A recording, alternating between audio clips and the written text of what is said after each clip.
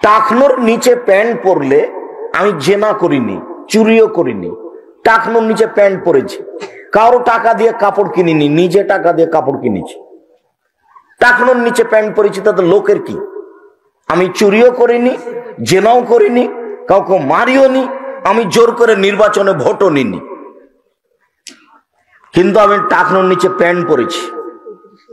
অবাক কথা, আমাকে জান্নাতে দেওয়া তো বহু দূরের কথা, বিচারের মাঠে আমার দিকে আল্লাহ দেখবেনই না।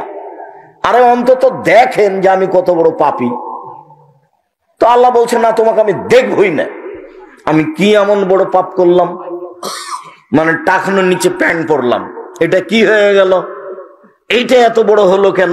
আমি তো নিজের টাকা দিয়ে কাপড় কিনেছি, টাকনোর নিচে প্যান্ট পরেছি, তাতে কি হবে? চুরি তো করিনি, জেনা তো করিনি, ডাকাতি তো করিনি, সুদ তো খাইনি, জমি তো জোর করে দখল করিনি, পিটিয়ে তো নির্বাচনে আসেনি, লাঠি দিয়ে তো নির্বাচনে আসেনি, লাঠি দিয়ে তো রাস্তায় চলি না, শুধু প্যান্টটা টাকনোর নিচে রেখেছি, তাতে কি হলো?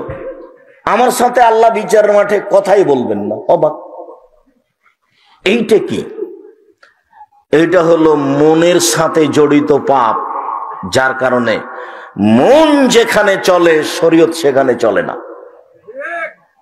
আল্লাহ নবী বলছেন, হজবাতিন নার বিশাহওয়াত ও হজবাতিল জান্নাতুল মাকারিহ, প্রবৃত্তি দ্বারা জাহান্নাম ঘেরা আছে, আর নিয়ম নীতি কষ্ট ক্লেশ দ্বারা জান্নাত ঘেরা আছে। জান্নাত মানে নিয়ম নীতি, কষ্ট, ব্যথা, সমস্যা, অনেক কিছুর নাম জান্নাত। আর মন মতো চলো জাহান্নাম। টাকনো নিচে প্যান্ট পরে যে মন মতো চলে সে, দাড়ি চাঁচে যে মন মতো চলে সে, দোকানে বসে আড্ডা পিটে যে মন মতো চলে সে, বদনাম করে যে মন মতো চলে সে, নগ্ন পোশাক পরে যে মন মতো চলে সে, মাথার চুল দেখিয়ে যেসব মহিলারা চলে যারা মন মতো চলে তারা, ছোট ব্লাউজ পরে যারা মন মতো চলে তারা, রাস্তাঘাটে পুরুষের পোশাক পরে চলে যারা মন মতো চলে তারা, হাট বাজার নিজেই করে স্বামী বেটা বাদ দিয়ে এরা মন মতো চলে, মন মতো চলে যারা জাহান্নামে যাবে তারা। এ কথা আমি বলিনি, এ কথা মুহাম্মদ সাল্লাল্লাহু আলাইহি ওয়াসাল্লাম বলছেন। হজিবাতিন নার বিশাহওয়াত, মনের ইচ্ছা দ্বারা জাহান্নাম ঘেরা আছে। জাহান্নাম রেডি করে আল্লাহ বলছেন, জিবরাইল জি যাও তো একটু জাহান্নাম দেখে আসো তো কেমন হয়েছে।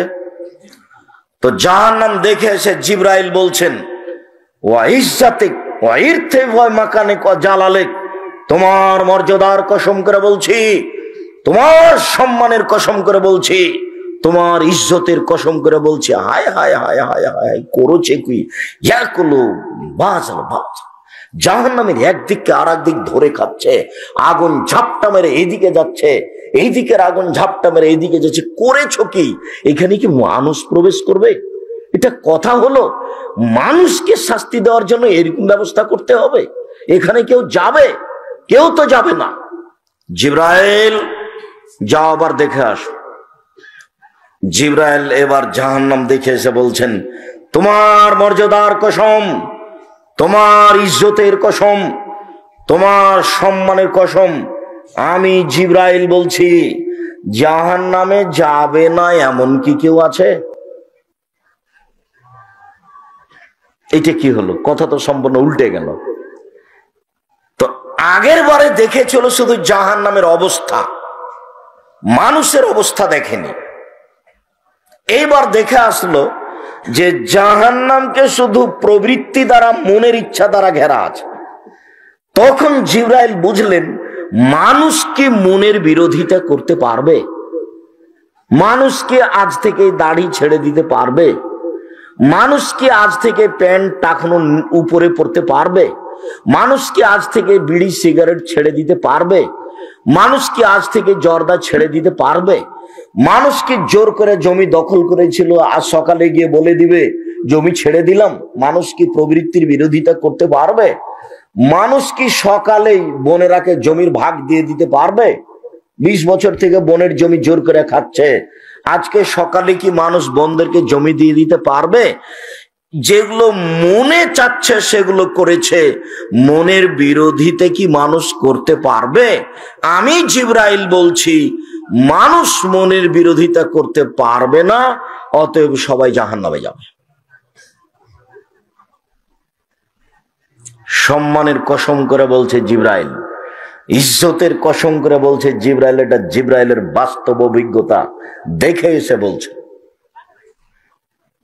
তবে এ কথাই ঠিক, মানুষই মনের বিরোধিতা করতে পারে, পশু প্রাণী পারে না। মানুষই পারে, পশু প্রাণী পারে না। পশু প্রাণী বুঝে না। যখন আল্লাহ তাআলা বলেছেন বুঝেও বুঝে না, ওরা অন্তর আছে বুঝে না, দেখেও দেখে না, ওরা চক্ষু আছে দেখে না, শোনেও শোনে না, ওরা কান আছে শোনে না, উলাইকা কারানাম, তারা পশু প্রাণীর মতো, তারা গরু ছাগলের মতো, তারা কুকুর শ্রীগালের মতো, ভালো আজাল বরং তার চেয়ে খারাপ। আল্লাহ কোন সময় মানুষকে গরু ছাগল কুকুর শ্রীগাল বলেননি, বলেছেন কুকুর শ্রীগালের মতো। এই কথাটার বাস্তব আমি নিজে দেখিয়েছি।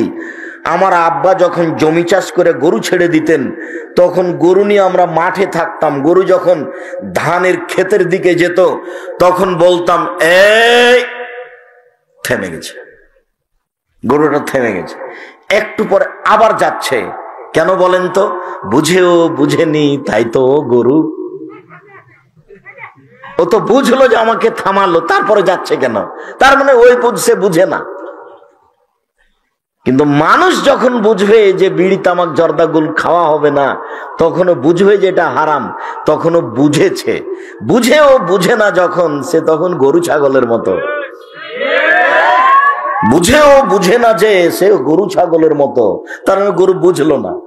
আমি বললাম যখন আমার কত দিনের এটা দেখা আছে, ও তো আর আমি জানতাম না যে কোরআন হাদিস আল্লাহ এভাবে বলেছেন। কত দিনের আমার দৃশ্য মনে আছে, যখন বলেছে তখন থেমে গেছে, একটু পরে গরুটা আবার যাচ্ছে। তার মানে বুঝেও বুঝে নিও তাই তো গরু। যখন মানুষ বুঝলো এটা হারাম, এরপরেও যদি করে, তখন তার চাল চলন হয়ে গেছে গরু ছাগলের মতো।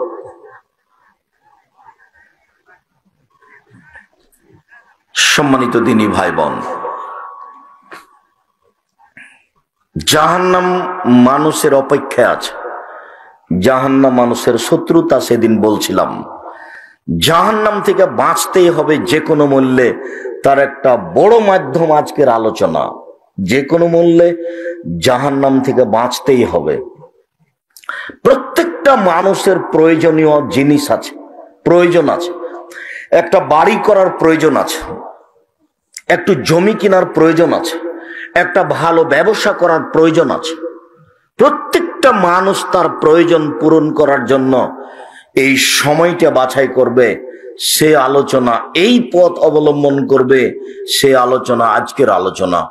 আমরা 2020 সালকে লক্ষ্য করে জামিয়া সালাফিয়া ডাঙ্গিপাড়া পবা রাজশাহীর বাইতুল হাম জামে মসজিদে করোনা ভাইরাসকে লক্ষ্য করে নিয়মিত বক্তব্য দিয়ে আসছিলাম। আমরা তাতে বলেছিলাম যে করোনা ভাইরাস কি ছোঁয়াচে রোগ? রাসূল সাল্লাল্লাহু আলাইহি সাল্লাম একদা বলছিলেন লা ইউদি শাইউন শায়া, রোগ ব্যাধি একজন থেকে আরেকজনের কাছে পার হয়ে যায় না। তিনি বক্তব্যে বলছিলেন লা ইউদি শাইউন শায়া, রোগ ব্যাধি একজনের কাছ থেকে পার হয়ে আরেকজনের কাছে যায় না। তিনি বললেন লা ইউদি শাইউন শায়া, রোগ ব্যাধি একজনের কাছ থেকে পার হয়ে আরেকজনের কাছে যায় না। 3 বার যখন তিনি বললেন একই কথা, তখন একজন পল্লীর বেদুইন মানুষ দাঁড়িয়ে বলল যায় তো, আল্লাহ নবী যায় তো। কিভাবে? আমার একটা উটকে চুলকুনি ঘাও হলে বাকি সব হয়ে যায়, এ তো যায় তো। ছোঁয়াচে রোগ আছে তো, একজনের কাছ থেকে আরেকজনের কাছে যায় তো। পল্লীর মানুষটা বলে উঠল। তখন আল্লাহর নবী বললেন বলো মানাজরা বালাওয়ালা, প্রথম উটটাকে কিভাবে হলো বলো দেখি। তখনই তো আর বলে না, চুপ, তা তো আমি বলতে পারছি না, তবে আমি তো দেখেছি আমার একটা উটকে হলে আরো 5টা উটকে হয়ে যায়, তো আমি এটাই মনে করেছি ছোঁয়াচে রোগ আছে। তো প্রথমটাকে কিভাবে হলো তা তো বলতে পারি না। তখন আল্লাহ রাসূল বলছেন, শোনো, ইন্নাল্লাহা খালাকাল খালকা ওয়া কাতাবা হায়াতাহা ওয়া মাউতাহা ওয়া রিজকাহা ওয়া মাসাইবাহা। আল্লাহ তাআলা প্রাণীকে সৃষ্টি করেছেন, প্রাণী, গরু, ছাগল, মানুষজন যে হোক না কেন, প্রাণীকে সৃষ্টি করেছেন। ওয়া কাতাবা হায়াতাহা, তার জীবন লিখে দিয়েছেন। ওয়া মাউতাহা, তার মরণ লিখে দিয়েছেন। ওয়া রিজকাহা, তার রুজি লিখে দিয়েছেন, চাকরি করে খাবে না, ব্যবসা করে খাবে না, জমি চাষ করে খাবে। ও মাসায়বাহা, তার রোগ ব্যাধি লিখে দিয়েছেন।